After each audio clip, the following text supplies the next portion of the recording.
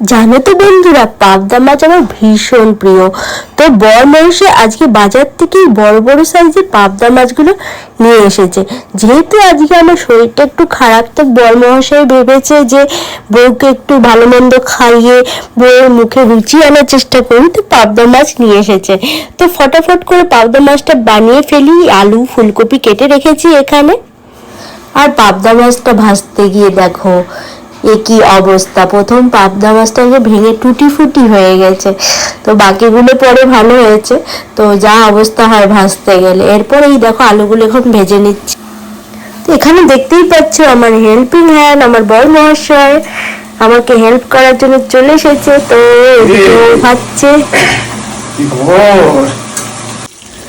তো বন্ধুরা দেখতেই পাচ্ছ মাছ ভাজাটা হয়ে গেল। এবার এখানে কালো জিরে আর অল্প লঙ্কা ফোড়ন দিয়ে আমি এখানে মশলা দিয়ে দিয়েছি। এটার মধ্যে কিছুই না, শুধু জিরে ধনে লঙ্কা আর হচ্ছে ব্যাস আদা। হ্যাঁ, আর আদা দিয়ে এই মশলাটাকে পেস্ট করে নিয়েছি। আর এখানে এই মশলাটা কষিয়ে দেবো, একটু হলুদ আর লবণ দিয়ে দেবো। আর ঘরে টমেটোই ছিল, তো টমেটো ভাবলাম দিয়ে দিই। টমেটো দিলে আলাদা রকমেরই একটা টেস্ট হয়। তো তোমরাও চাইলে এভাবে রান্না করতে পারো, ভীষণই টেস্টি হয় এরকমভাবে খেলে। এরপর আমার যেহেতু কড়াইটা ছোট, তো মশলাটা আমি এভাবে আগে কষিয়ে নিই, তারপর সবজিগুলো দিয়ে দিই। তো এখন ফুলকপি আর আলু সবজিগুলো দিয়ে দিচ্ছি এর মধ্যে। তারপর একটু ফুটিয়ে এখানে মাছগুলো এবার দিয়ে দেবো। ভিডিও করবে, মাছ দিতে পারবেন না, তেল লেগে যাবে হাতে। হ্যাঁ, সেটা ঠিক। মাছ ধরে আবার এটা করতে হলে তেল লেগে যাবে ক্যামেরাতে।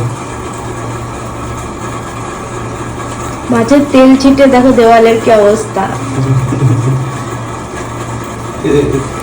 একটু জায়গা দাও, তোমার কড়াই বসি।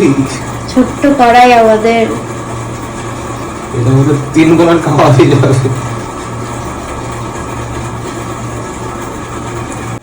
আর কি আছে, আর কি করতে হবে নাকি? হ্যাঁ, ধনে পাতাটা লাস্টে দিয়ে দাও। ও বাবা, এই কাজটা বাকি। ধনে পাতাটা ছিল, তো ওটা দিয়ে দাও। এটা দিয়ে আমি শেষ করে দেবো। হ্যাঁ ঠিক আছে, উদ্বোধন আপনি করেছেন, শেষটা আমি করি। হ্যাঁ, করে তাড়াতাড়ি। তো এখানে এই যে মাছগুলো দিয়ে দিচ্ছে। ও বেশ সুন্দর রান্না হয়েছে। উপরে হয়ে যাবে তো, না না, নিচে চলে যাবে। তো উপর দিয়ে ধনে পাতাও দিয়ে দিচ্ছে। তো বেশ ভালোই খাওয়া দাওয়াটা হবে আজকে, মনে হচ্ছে জমিয়ে। ধনে পাতা ঝোল হয়ে গেল মনে হচ্ছে। দেখো এত ধনে পাতা দিয়ে দিয়েছে। তো যাই হোক, ধনে পাতার টেস্ট আলাদা রকমই হয়, সব ফ্লেভারটাকেই চেঞ্জ করে দেয়। ব্যাস, আমার পাবদা মাছের ঝোল রান্না কমপ্লিট, টকবক করে ফুটছে। এবার খাওয়া দাওয়ার পালা। তো বন্ধুরা দেখো, বসে পড়েছি ভাত আর পাবদা মাছের ঝোল নিয়ে। এই দেখো কত বড় পিস। এবার চটাপট ভাতটা খেয়ে নিই। গরম গরম ভাতের সাথে ফুলকপি আলু বেগুনের পাবদা মাছের ঝোল।